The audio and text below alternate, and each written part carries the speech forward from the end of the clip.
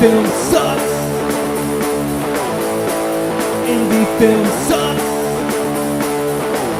It's the Indie Film Sucks podcast. Yeah.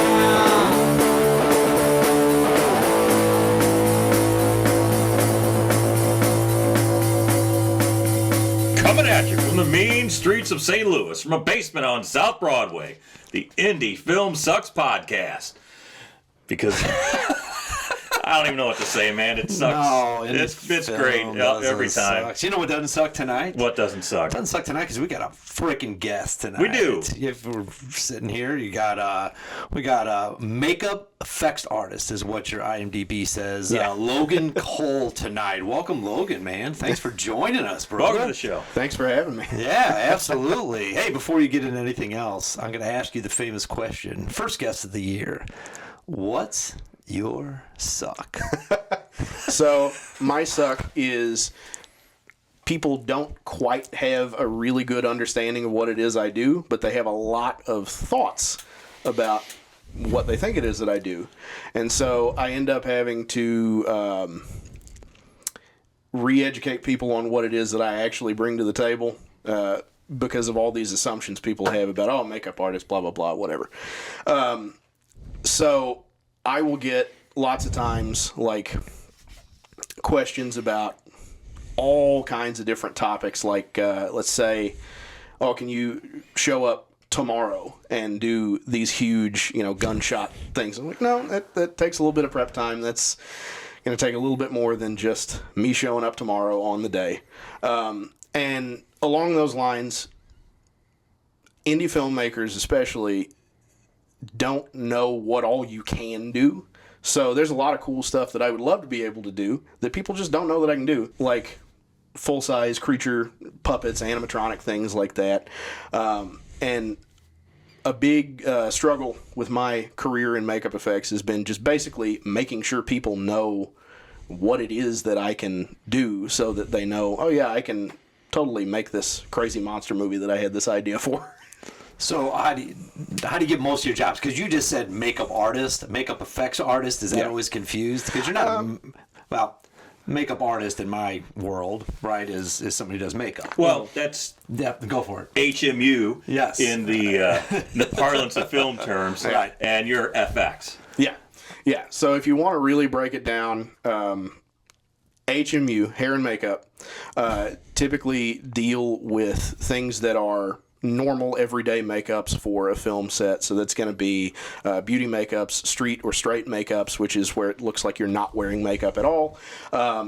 Weathering makeups, so if somebody's supposed to have been sick or crying for a long period of time or just woken up or what have you, they will style them to look as such. They also a lot of times deal with small injuries and trauma makeups and things like that. Usually bruises. Yeah, bruises, small cuts, nicks, scratches, things like that. Typically, it's going to be two-dimensional stuff. There are occasionally hair and makeup artists that will apply prosthetics, but typically those are going to be just really, really tiny things. As a special makeup effects artist or a makeup effects artist, there's a bunch of different terms for it, which is, adds to the confusion a little bit.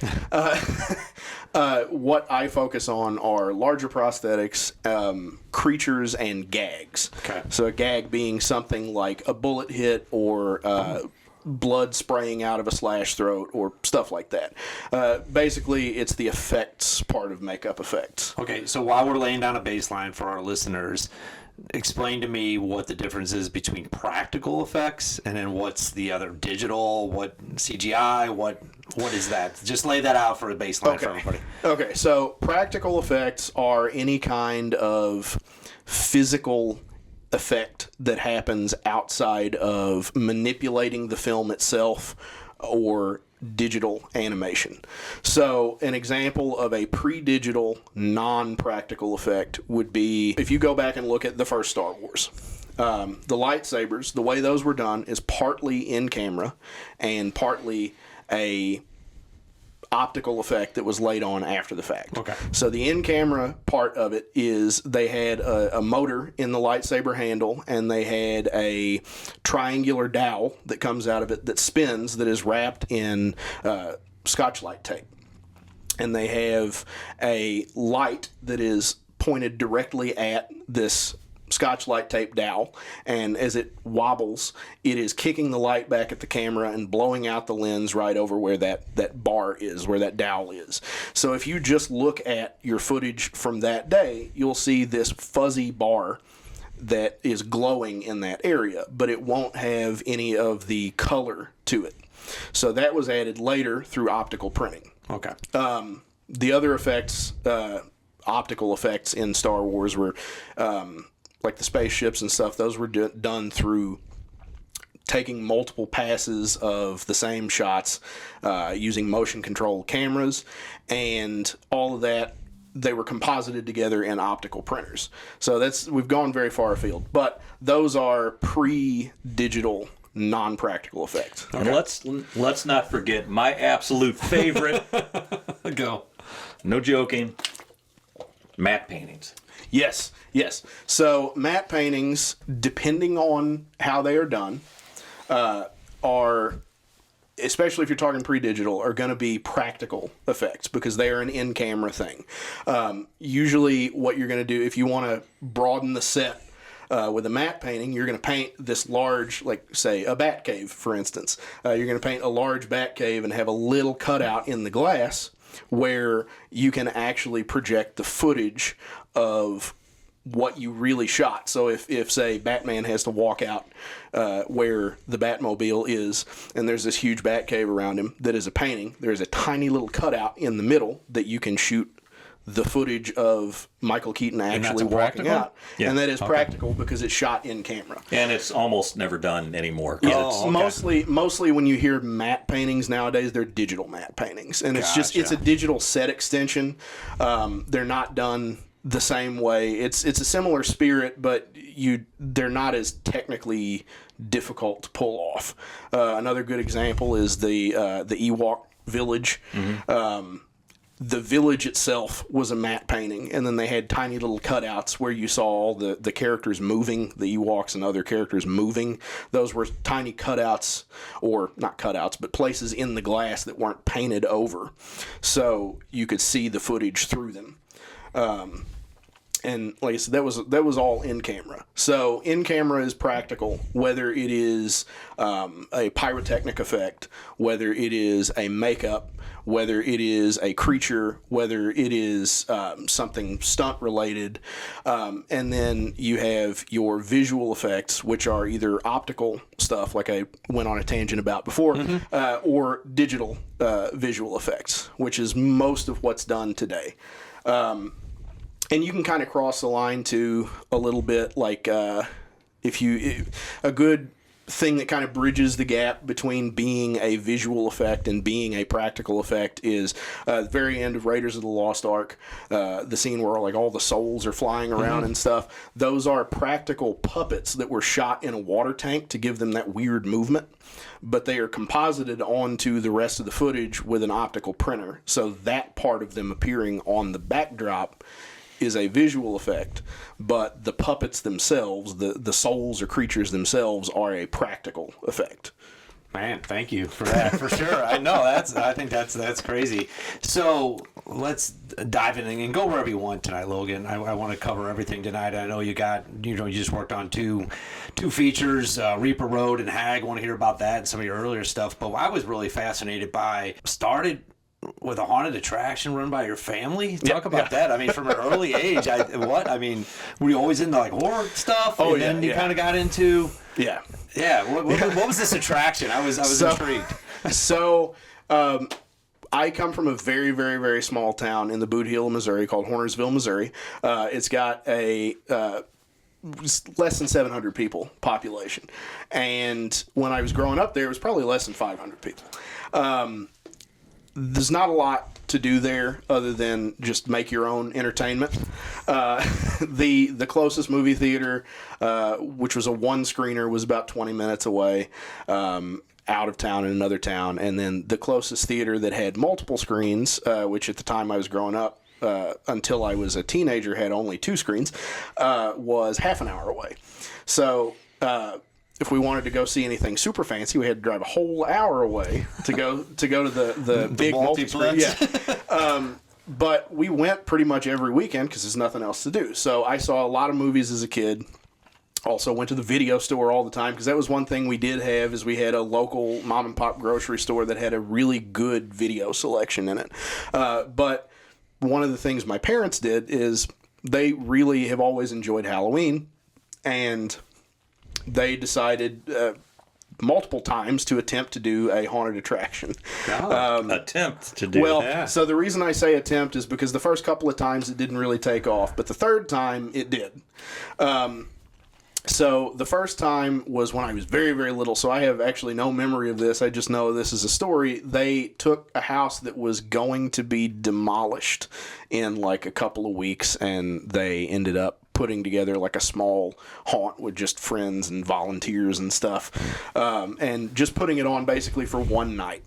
And a few years later, when I was older, I was probably 5 or so, they had an event that they put together at a community center where it was part kind of a fall festival type of thing and part a haunted attraction. So there were little bits of walkthrough. I was dressed up as Igor, little kid Igor, Nice. And we had a paramedic friend of theirs brought a gurney, and we had a guy in a Frankenstein monster mask, and we had somebody dressed as Dr. Frankenstein. We had all kinds of strobe lights, and we had like one of those plasma plate things, and all kinds of sound effects and stuff. So my dad worked at a radio station at the time, and he edited together all the sound effects for this thing. And after that, I think the bug really, really bit him, because I believe it was the next year that they officially opened the Hornersville Haunted Swamp.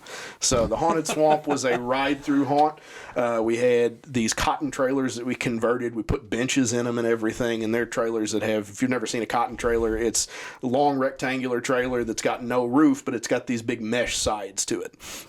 So people would get in, we would drive them through the haunt. We would drive through a literal swamp, and there was like a little shack back there that nobody used for anything. We put body bags in and stuff. And we had a guy hanging from a noose. It was a real guy. He was strapped in a harness, so he didn't actually hang himself, but he was hanging from a noose, and we would drive under him, and there's no roof to those trailers, so he starts thrashing and stuff is directly over them, and everybody starts freaking out. We had multiple people pee themselves and all. and we had after that, you go to this area that was a really cool little cemetery that we put together. And this cemetery, we had a gently used coffin that we got. It was a display model. So we rigged it up with hydraulics so it would raise up out of the ground, and the guy inside it would kick the door open and stumble out in a zombie mask and wardrobe and everything. It was really cool. And I was 6 at the time we were doing this, and I was a huge part of the setup. Like, I was bugging everybody all the time as they were setting it up is probably a better way to say that. I wasn't actually helping at that point. But I loved it. I thought it was great. I've always been a huge monster movie fan. The Universal horror movies were an early love of mine, and when I first saw them, I was never really scared of them, but I always thought, like, oh, this is they've found an actor that looks really creepy like this. Like, Boris Karloff looks like Frankenstein's monster. And this Lon Chaney Jr. guy can grow hair on command. Like, this is really cool. I want to be one of these people. And my dad explained to me, he's like, no, these are just really fancy Halloween costumes, is how he explained it to me as a little kid. And the thing that I took away from that is, I absolutely love Halloween, and I want all my Halloween costumes homemade from now on. So as a 5 or 6 year old, I started to kind of dive off into, I had very specific ideas about what I wanted to be for Halloween and how that needed to be executed, and I was far too young to actually execute those things on my own, but my parents really helped me out. And like, I think when I was 5, I was a wolf man. And we sewed like a fur hood out of faux fur and sewed some Spock ears onto it, and that was that was my Wolfman head, and I had some makeup and some fake teeth and stuff. But the next year, the Haunted Swamp came back. It ran for 4 or 5 years, I believe. Okay. But the next year, I was all in, and I said, "Hey guys, I've got some ideas for how to do some cool stuff here." And against, you were 7 years old. 7 years old. Nice. Yeah. Already thinking, man. against their better judgment, they listened to my ideas, and one of them, I had this really. I was a big fan of Ghostbusters 2 at the time. And the sequence where the ghost train runs through Winston, I thought, oh, we can get a projector and project a train and blah, blah, blah, which was highly not practical at all.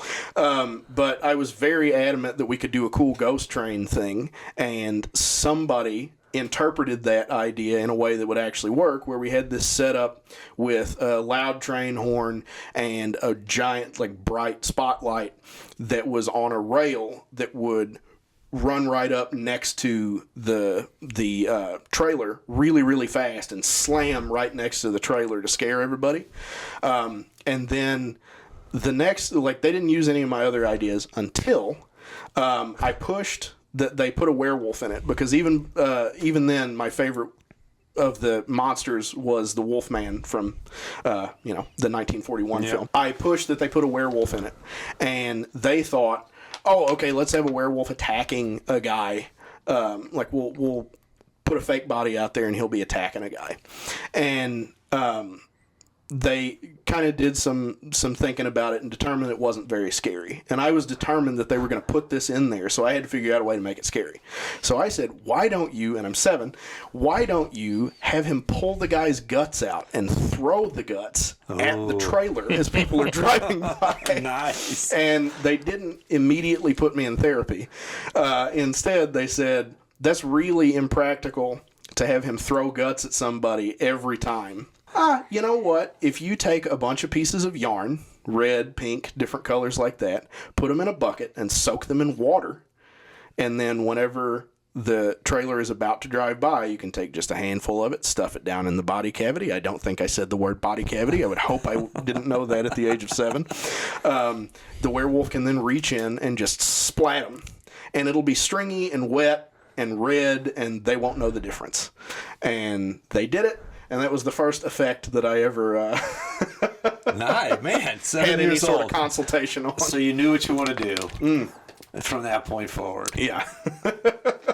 So, I guess fast forward a little bit, because I'm reading IMDb here. Go on and check out Logan Cole on IMDb, because he's got some cool stuff out there. But one of my favorite films, Greg, I know you're impressed by this film too. It said you were inspired by. Yeah. Sounds like you're inspired by what your family was already doing, right? So you might want to go back and rewrite that. American Werewolf in London. Yes. Wow. What a man. Yeah, that's awesome. Hands Incredible down film. to this day, Yeah. probably the best werewolf movie ever made. Oh, yeah. Yeah. Because it has everything.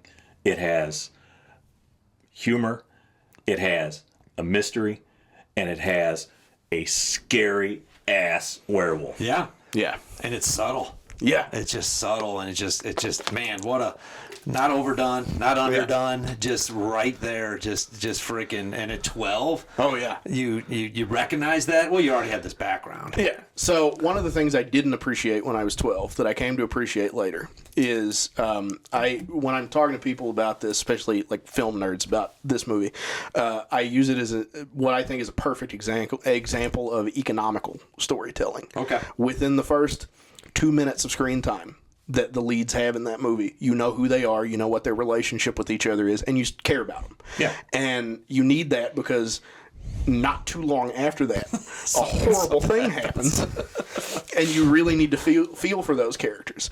And I would say that, every movie probably has like a couple of seconds of screen time that could be cut and make the film better, but that movie comes very, very close to not having any fat that you can trim off of it.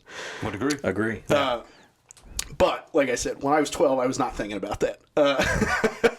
So the first time I saw that movie was on AMC when they used to do their Fear Fridays things.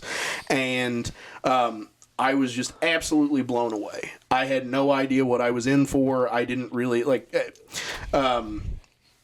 the internet was not a thing that I had ready access to where I lived. Everything was still dial up, and so I was very occasionally on the internet, but not very much. And I hadn't really encountered anything about this movie before. I had no idea what to expect. I just knew it had werewolf in the title, and I was like, I'm in. Okay, let's watch So this. were they showing uncut movies back then? I mean, was it... They showed all the gore stuff. They didn't. They cut language and they cut nudity. Okay. So they weren't too worried about that part of it. What about commercials? Did that affect your... Well, I mean, you were 12. What the hell? I was 12. This was before DVR, so I had patience to sit through the commercials. Right? Yes, exactly. You didn't have an know. option. You didn't know any better. Yeah, right? Exactly. Yeah. And there was I wasn't worried about pacing other than get to the werewolf. I just want to see the werewolf. Yes. But yeah, I saw the transformation sequence in that movie, and I instantly had to know everything about how it was done. And my dad had a bunch of issues of Fangoria and Starlog and Cinefex and all those magazines that had come out around the time that the film itself had come out. And that's where I learned about Rick Baker, and that's also where I learned that this was not just... Basically, I went from, this is a hobby that I can have once a year for Halloween and come up with a Halloween costume that I think is really cool, to, this is a job that people have. Like, this is a job people have that they can do anytime. Getting paid. Yeah. Well, and I wasn't even so much worried about getting paid at the time, because my other aspirations were I wanted to design action figures and I wanted to make another Star Wars movie, and that was kind of like, and it's funny because I've always been a much bigger fan of everybody hates when I call them this, but the monsters in Star Wars than like any of the actual story that's going on. They're monsters. I know they're aliens, but they're monsters. No. Yeah. But all of that, like in retrospect, feels like me looking at different parts of what would eventually become a makeup effects career and going, sculpting. I like sculpting. I like making physical manifestations of these creatures or these characters or whatever that I'm interested in, and a little bit of filmmaking and a little bit of the reason I want to make this movie is because of the monsters. It's not like I have a deep passion for telling the next Star Wars story. It's I want to play with all the characters in the cantina. Like that's. So how do you go from that, which is a huge influence, right? Early stages, if you're not grown up the way you grow up, right? Maybe American Werewolf in London doesn't have that impact on you. So I always think that's fascinating of how your early days impact, and you obviously ran to it, not from it, which also happens, right? That you go far away from what your parents are doing and how that works out. So how do you go from that to like your first gig, film, whatever that is, right? Because I mean, I see you got some shorts here. How old you are? What age? I mean, 12. What year was that? That would have been 2003, I believe. Okay, so not too far off before you start getting into some stuff here. Yeah. So my career path into makeup effects has been one of just. I'm not as interested in, how do I want to put this? I care more about the work that I'm doing than about like the marquee of it all. So I was very much like when I was growing up, I had this thought that if I don't move to Hollywood, I'm probably not going to be the next Rick Baker. But I don't necessarily want to move to Hollywood. That sounds incredibly stressful, and I have no idea how to, do anything that I would need to do when I get out there in terms of just like basic adult life and all that stuff. I absolutely understand that.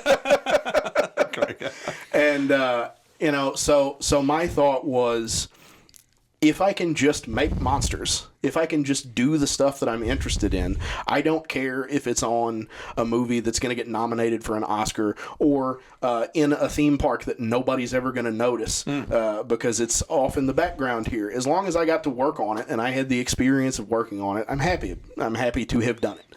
So that was the kind of realistic look that I had towards a career at the time, and it's still kind of the realistic look that I have towards a career now. The way that I heard it put a few years back that I think is much more eloquent than I could have put it, and I don't remember who said this, but I read it in some book somewhere, is success is based on your definition of success, not somebody else's external definition of success. So if your definition of success is being able to go home to your family every night, or reasonably close to every night, other than, you know, a couple overnight shoots and stuff, but being able to go home to your family every night, being able to live a comfortable life, being able to do the things that make you happy, then you don't have to become a millionaire off the back of doing these projects, as long as you're still doing the things that make you happy. Now, if your idea of success is becoming a millionaire off the back of doing these projects, then yeah, you have to achieve that to be successful, but it's all about how you define success. So for me, to go back and actually answer the question, for me, I never felt that I was going to go take the world by storm and become the next Rick Baker, Stan Winston, big makeup effects, practical effects guy that everybody turned to in Hollywood. Realistically, what I thought my options were is working in haunted attractions and maybe making my own, like, small projects and stuff.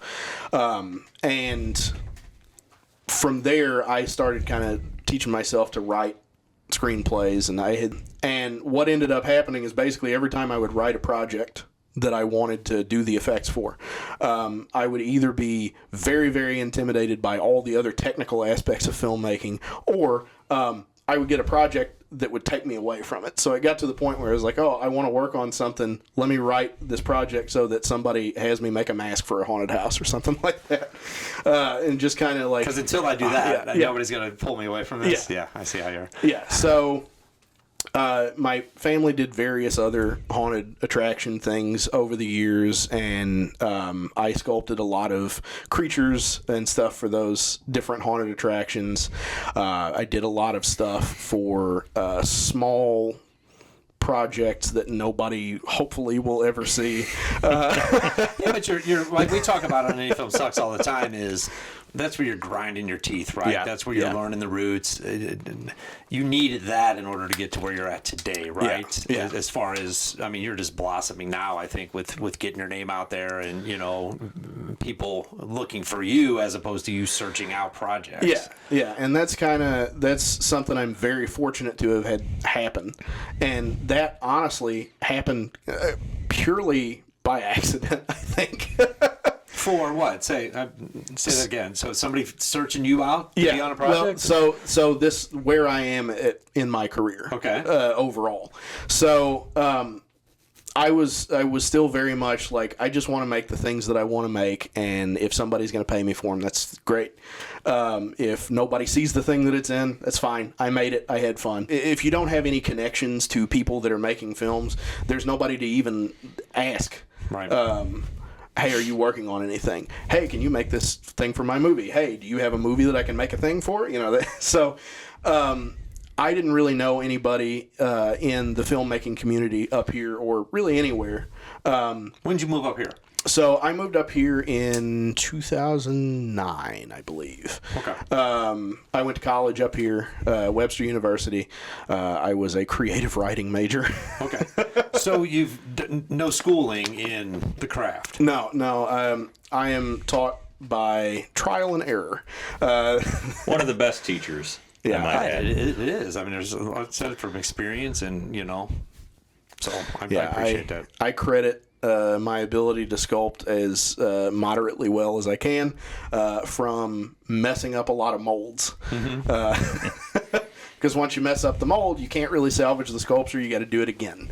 So I would sculpt something, make a mold of it. The mold would lock or it would crack as I was trying to take it off, and then I would have to sculpt it again. So, so that made me both a better mold maker and a better sculptor. Just from having to repeatedly do the same process over and over again on the same project. But yeah, I did a couple of small like music video things after I moved up here. Like I said, I didn't really know anybody, and I'm not the most outgoing person. I don't feel like I have a lot in common with with most people because I've had my head up my ass about monsters for basically my entire life. So unless I see it's like, oh yeah, let's talk about King Kong. Like, Yeah, exactly. You know, unless man. unless I see like somebody's wearing like a Humanoids from the Deep T-shirt or something like that, there's not really a whole lot that I have in common with them necessarily. In fact, the first conversation I ever had with my fiance was about a werewolf T-shirt that she had on. Nice in. Yeah, like, this is pretty cool. This is a pretty cool shirt. So So I guess that worked out for you. Yeah, I think that's awesome. So you know, I'm just kicking around, like taking projects whenever I can get them, trying to get my foot in the door places. Like the Trans World Haunted Attraction Show happens in St. Louis, and I would go around trying to talk to people. Like, do you know, your haunt, does it need any prosthetics made for it or anything? And nobody cared. Everybody, you know, had their people that they were working with, and they were not interested, which is fine. And my portfolio kind of sucked at the time too.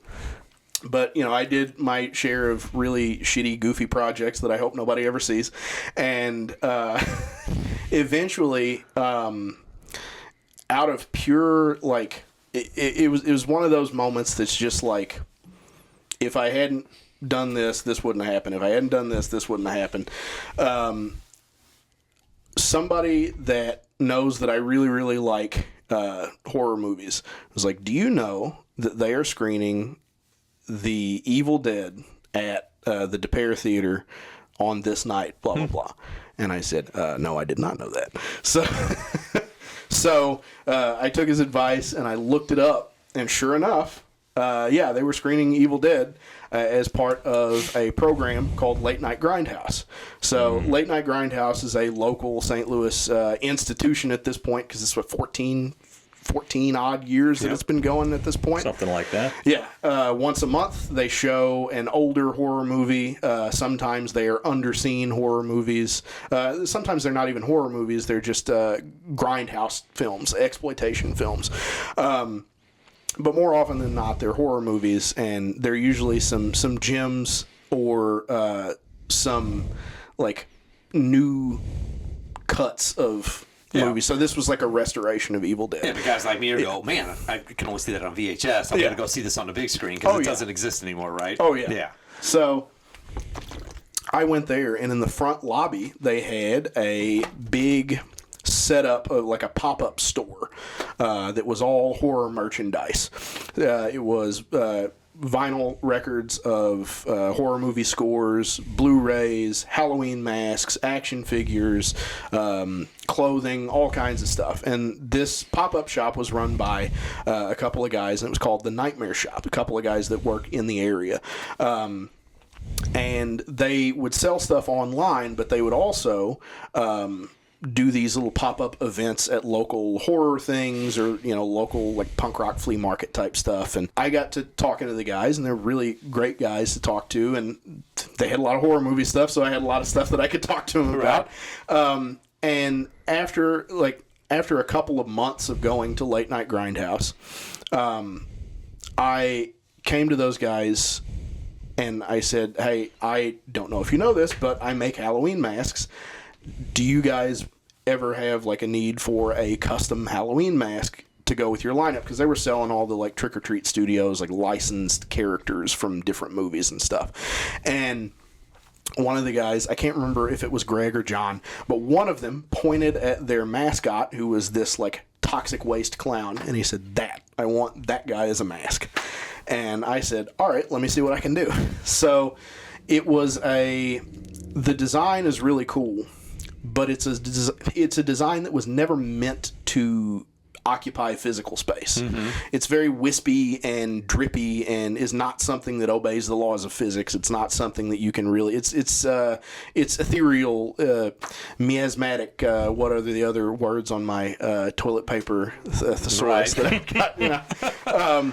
But it was really cool looking, and I wanted to make a mask that respected the design, but that was something that could actually physically exist. So I did some sketches. I did a little maquette, which for anybody that doesn't know what a maquette is, it's a miniature sculpture of something that you're going to make larger at some point. So I sculpted, it was about the size of an Easter egg, a version of this meltdown mask. And I brought it to them the next month, and I showed it to them. I said, this is what I would like to sculpt at full scale if you are okay with that. And they said, oh, yeah, that'll be awesome. Oh, man. So that was February 2020. Okay. And after that, I had a lot of time to work on this mask because some shit happened and everything shut down. Oh, yeah. See, there's a perfect, yeah. Gosh darn, man. See, I knew COVID was a good thing. At least for Logan Cole. Yeah, at least for me, yeah. So everything shut down in March, and I took a lot of time and sculpted this giant mask. It is a huge mask. It's like if I'm wearing it and the top of my head is touching the inside of the top of its head, it comes down to about like right above my belly button. It was Now, huge. Are you thinking I got to impress these guys? Are you just trying to do this thing? Was there an ulterior motive here? A little of column A, a little of column B. Okay. I wanted to impress these guys, and I also wanted to impress myself. Okay. As a very small aside, I used to kind of look down on mask making. My thought on mask making is it's what people who wish they were makeup effects artists could do, because there's no animation to the face. It's all just a static sculpture and all that, and it's bullshit. Like, it's not true. Like, there are a great many excellent makeup effects artists that sculpt masks all the time, because masks are really fun to sculpt.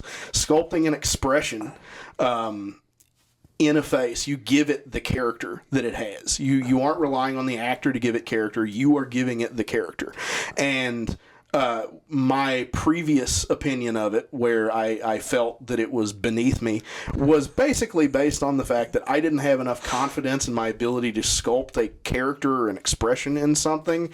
And I was like, I'll let the actor motivate it. I don't have to be good at sculpting an expression, because I can just let the actor handle that part of it.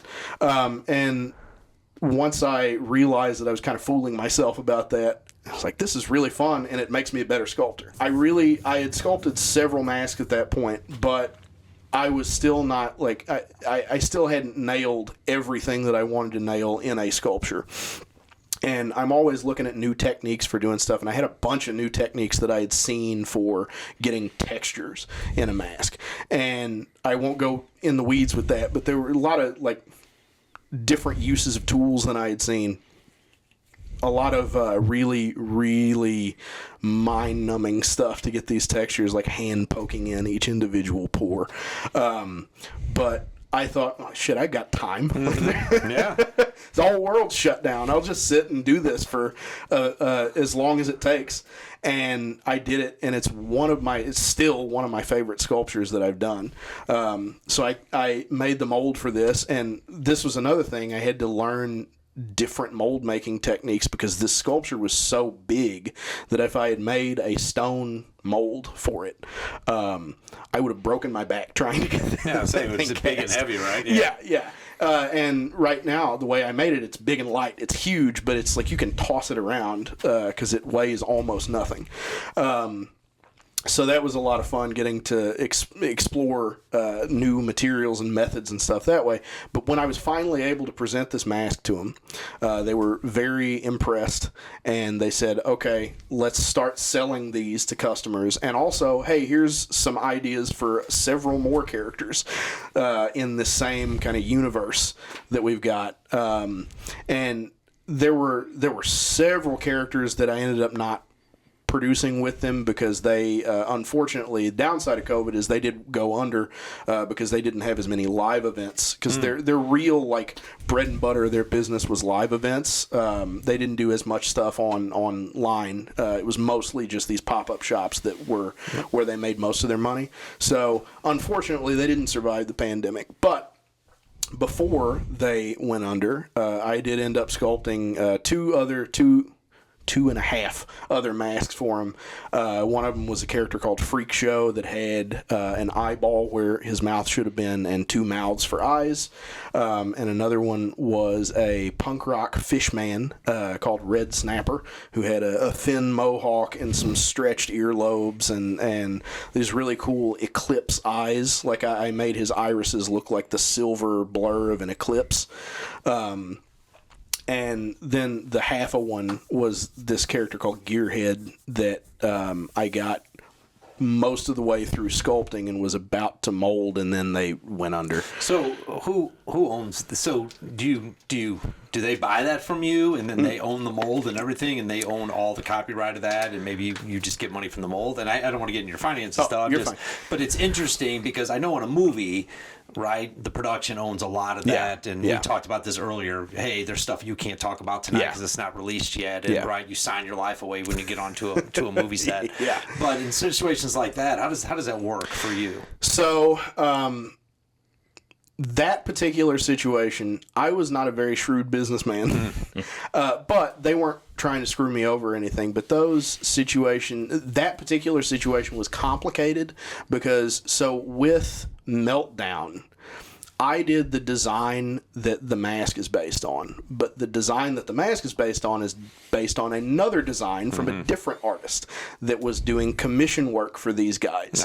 So there's about 3 different directions that the rights are being pulled on this mask. The other masks that I made for them, it was purely their idea, my design. So in those instances, what we worked out is we essentially shared rights on those. Gotcha. So I could produce the masks and sell them for myself, but I was also producing and selling the mask for them.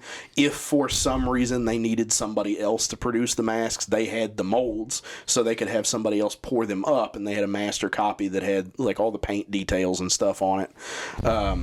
But we essentially shared the rights to those masks. It was just the Meltdown one that was complicated because of the other person involved. But that was your first, right? And I like the independence of how you went out and you sought after, right? I think that's what it takes in independent film, even from that side. Yes. Nobody's going to make your luck for you. No. Right? We talk about that all the time, right? So what does that lead into? How do you get hooked up? Well, go ahead, Greg. Because we're talking about independent film, how did you transition into film work? So that's actually the very next part of the story. So I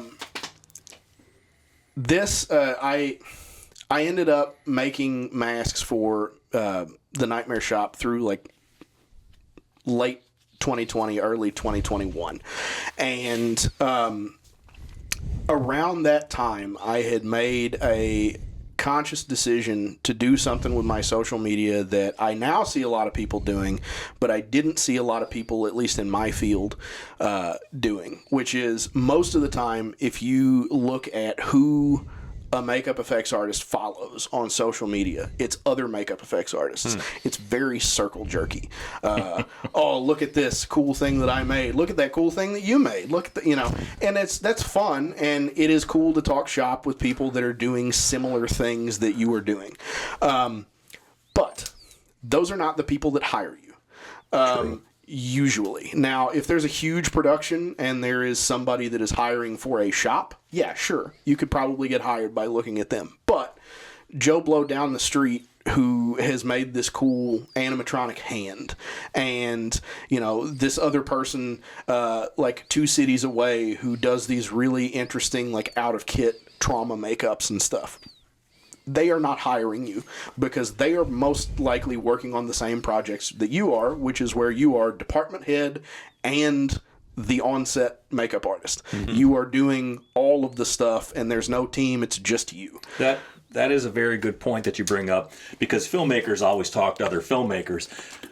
Directors don't really hire other directors. Yeah, Right. yeah. Because you're competing for the same slice of the pie. So I completely understand.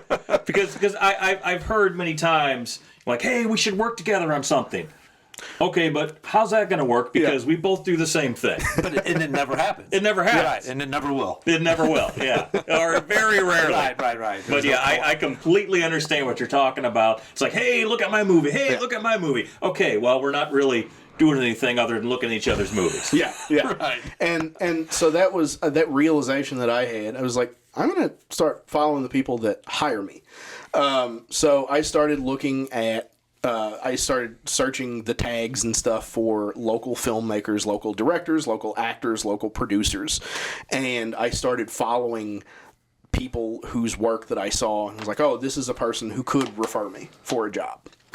And I ended up following a guy named Doug Wicker, who's now a very good friend of mine. And he is friends with Paul Hibbard. Okay.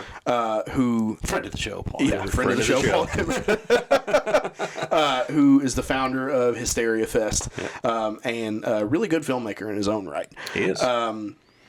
And he was working on a short called Some Visitors at the time. Yes. And he was having some issues with the makeup artist that they hired to do the makeup effects. 2022.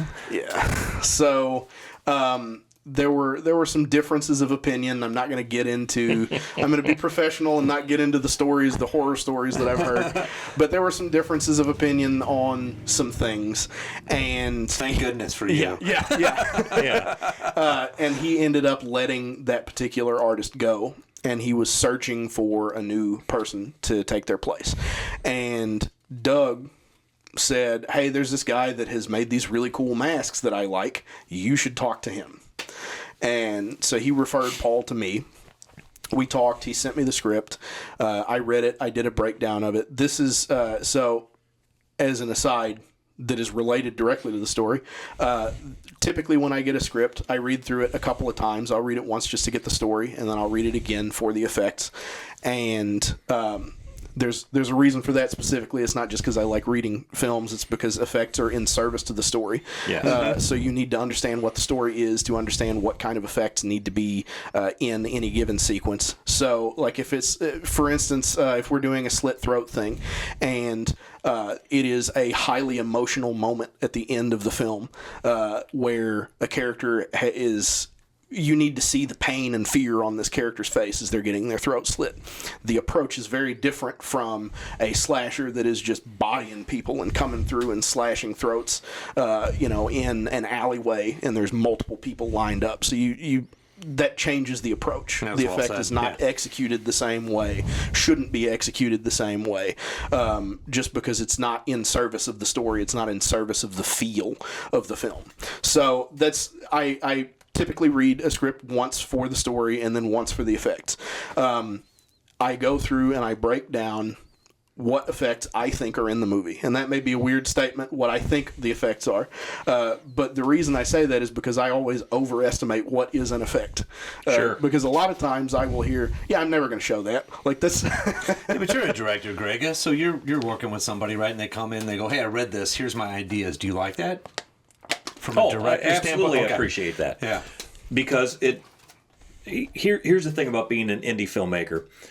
You want to work with people that can take an idea and run with it, not with someone who's just going to stand there and ask you, "What do I do now? What do I do now? Is this what you do I in do mind? now?" Is this what you had in mind? Yeah, that doesn't help anyone. So you want to work with people who usually have a level of experience where they've been on sets before, they understand how the process works.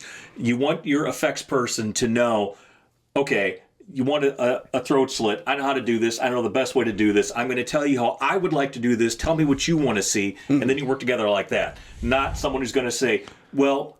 If we don't do it this way... Well, not even that. Just someone who's going to say, well, what do you want?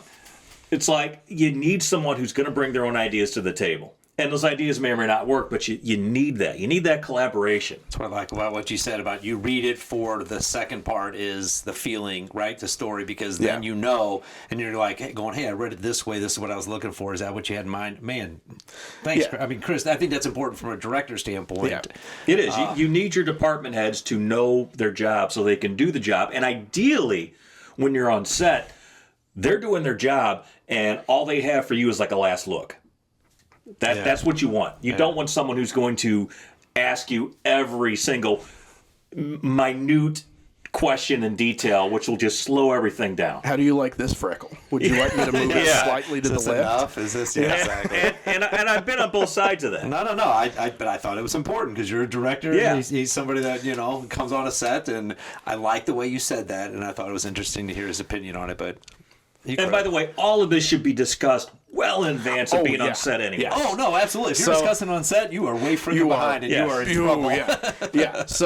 So along those lines, it's an open discussion. Whenever I write down what effects I think are in the movie, it's an open discussion. I'm not saying this is an effect and we have to shoot it this way. I am saying for the budget I think that you have, this is probably the most effective way to shoot this. If you don't want to shoot it that way, or you have way more or way less money than it seems like you might have, let's talk about other ways to shoot this. My job is to say, yes, let me figure it out when somebody presents me with a problem. Okay. So if somebody says, I want to do X, and I go, oh, shit, I don't know that I've ever done X or known anybody that has. Maybe X was not the best thing there because it sounds like I'm talking about ecstasy. But We get what you're talking about. Knowing our audience.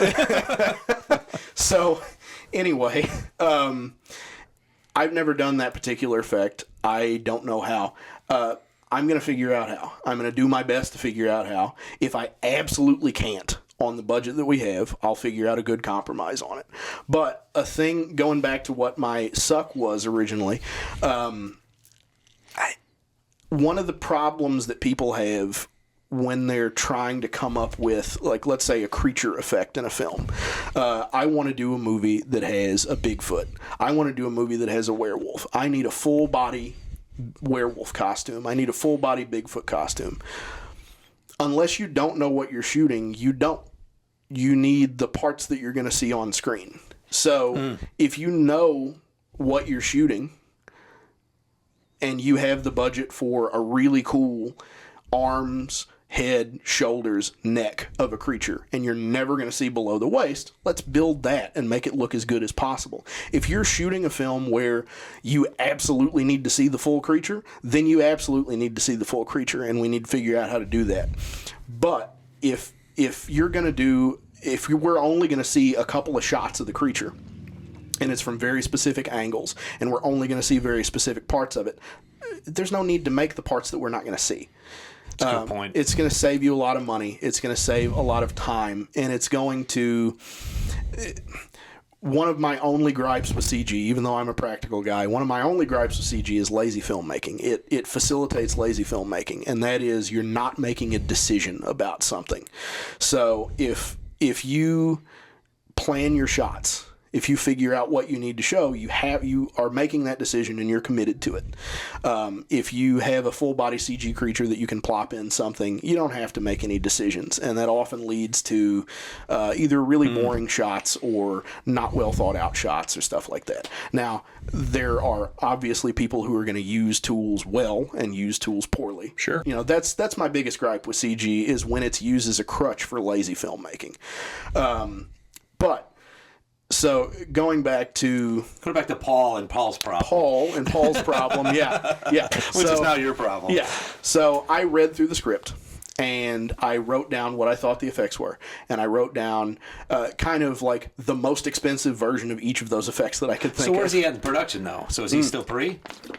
Yes, he's still in pre-production. Okay. He actually stalled the production a little bit. The excuse was COVID, Gotcha. but it was partially because he wanted to oust this particular person and figure that out. Yeah. So we're still in pre-production. And I don't remember exactly how many months it was. I want to say he contacted me in November, and we ended up shooting in March. So you guys can do that math. But I wrote down a rough budget for all the effects. And when I do budgets for effects, I always bid per effect, so that if you think the bid's a little high and we don't actually need to see this stuff for the narrative to work, then we can pull that out, and it's money you don't have to spend.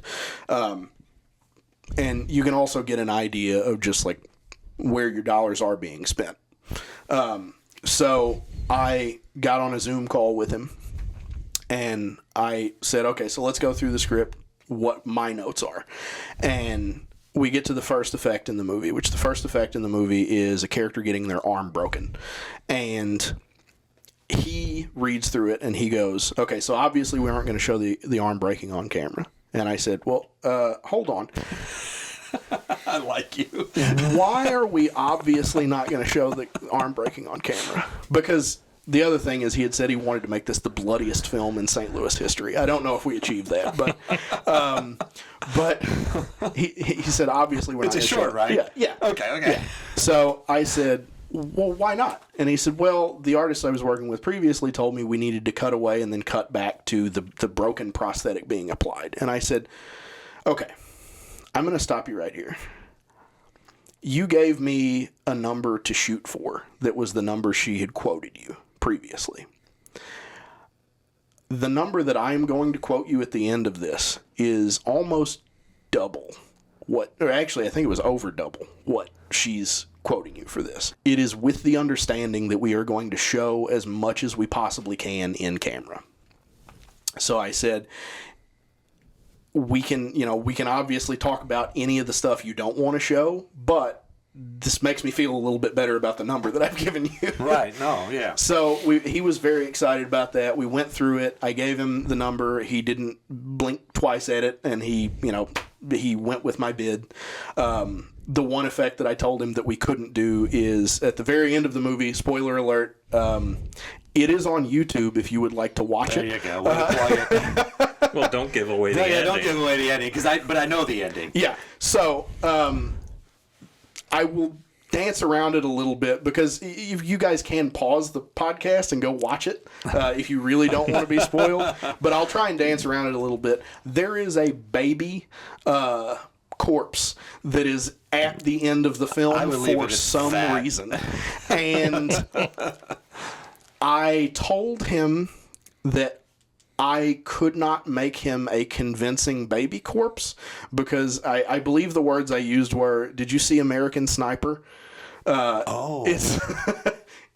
It's gonna look like that plastic baby that with the bomb. Yeah. Yep. So it's not gonna look good. I said it's not a moral objection. It is this is not going to look convincing objection. And he found some creative ways to shoot around that. Go see that and go see Logan Cole's work in that. Yeah. If you want. I want you to work for Paul again. Oh yeah.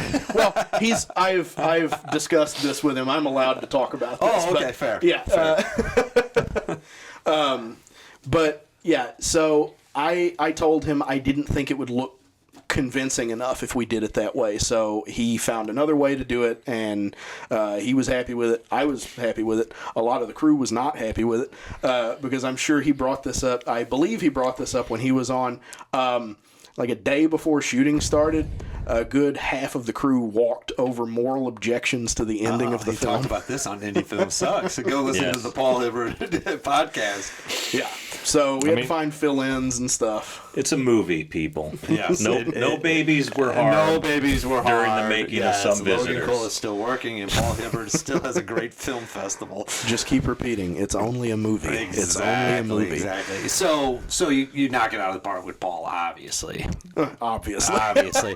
But that got you, right? Right, Jackie Kelly starred in that movie, right? Yeah. Okay. So my last day of shooting, I had to get up and go to work the next day. So it was 10 in the evening when I wrapped, and I ran home, and I'm going to go to sleep and then be up at like 6 o'clock and go to work. So as I'm leaving, Jackie says, something to the effect of, I enjoyed working with you. I've got a project that I will probably talk to you about in the future. And I worked on several projects that involve Jackie because she's in pretty much everything. Yeah, So, very prolific. Yeah, exactly. Yes. Yes. so yeah, I ended up working with her on a lot of stuff, and eventually, I assume it's the same project. I never did ask her that, but it was several years after. But I assume the same project. Her feature film directorial debut, Hag, Yes. which is in post-production right now. Nice. So she and I worked together on another feature in the interim, which is called Reaper Road by Mondo Franco. Another friend of the show. Yeah. Is that in production still? I saw that, or is it moved forward? We officially wrapped as of a few weeks ago. Nice. And I have seen the rough cut, and it's pretty good. Cool. I'm excited to see it once all the audio is balanced and once we've got the score and everything in there, and the visual effects are finished. But it's looking pretty cool, and that should be out early next year sometime. Cool. What else is in the horizon for you? Have you got anything else on the timeline that's not mentioned yet? Not anything that's not mentioned yet that I want to talk about, because I don't like to talk about projects before I'm officially locked in for them. But I got a couple of things that I've either placed bids on or am in the process of bidding on, that will hopefully I'll get those, and Nice. we'll see. They promise to be pretty cool projects, though. Nice. Anything in Hag that you're real proud of, or Reaper Road that we need to look out for?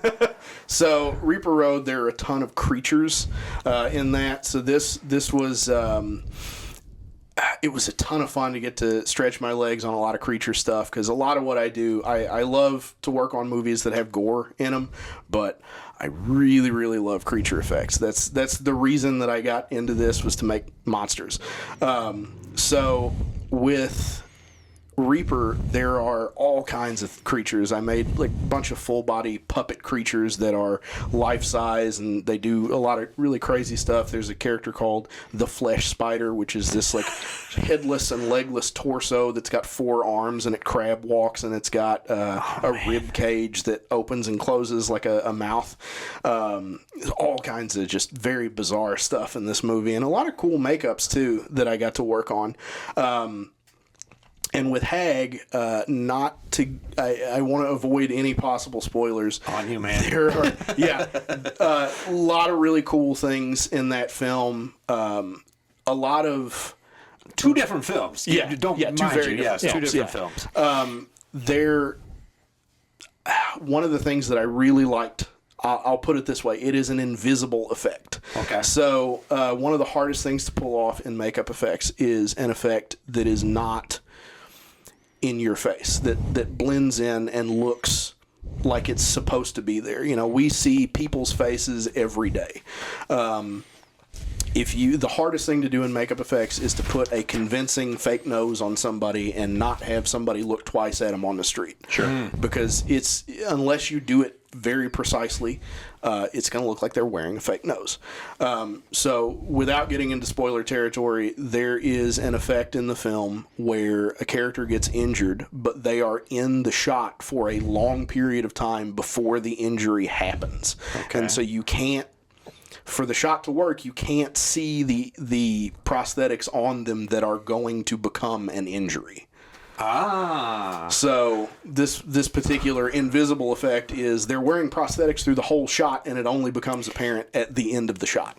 Man, you gotta make you nervous the whole time. Very nervous, especially given how long it took to apply and how long it would have taken to reapply if I'd had to redo it. Man. We discussed a lot tonight. We did discuss a lot tonight. For sure. Logan Cole. Hey, check out Logan. Where can they find you, Logan? On social media? Anything like that you want to plug? So I rarely post on social media, but most of the time, if I'm posting my work, it's going to be on Instagram. My Instagram is -X. DASH_EXE. If you know what that's a reference to, you get no prize. There you go. Yeah, thumbs up for us, for sure. A thumbs up. But yeah, I post my work when I am able to. I don't like to spoil the movies that I work on, so I only post stuff after the movies are released. But you can see some of my work there and my upcoming work. Once I'm able to post it, I'll post there as well. Yeah, check out his work in Smiley, Dimension 29. Some Visitors should all be out there. And then coming up, Reaper Road and Hag, when those are all out there. Yeah. Can't thank you enough for being here tonight. Thank you. What we learned tonight, Greggy? You want to sum this up for us, buddy? What we did learned a lot. We Gosh did learn darn a it. lot tonight. Yeah. I think we mostly learned about what we always learn about, What's which is that? the highs Yeah, the lows and the in-betweens. of. True independent filmmaking. Yeah. Fan of the show. Oh, you just set the bar high, buddy. Yeah. You said that. We didn't have to prompt him. I He know. knows that better than I do. I know. Hey, Tommy, he owes you $5. It does. On the Indie Film Sucks podcast, brought to you by 88mm Productions. On all the places you can find this crap at indiefilmsucks.com. Right. Blah, blah, blah. Instagram, whatever. Facebook. Like and subscribe. Thank Yeah. you, Logan Cole. Thank Appreciate it. Yeah, can't wait to work with you, buddy. Indie film sucks. Indie film sucks. It's the Indie Film Sucks podcast. Yeah.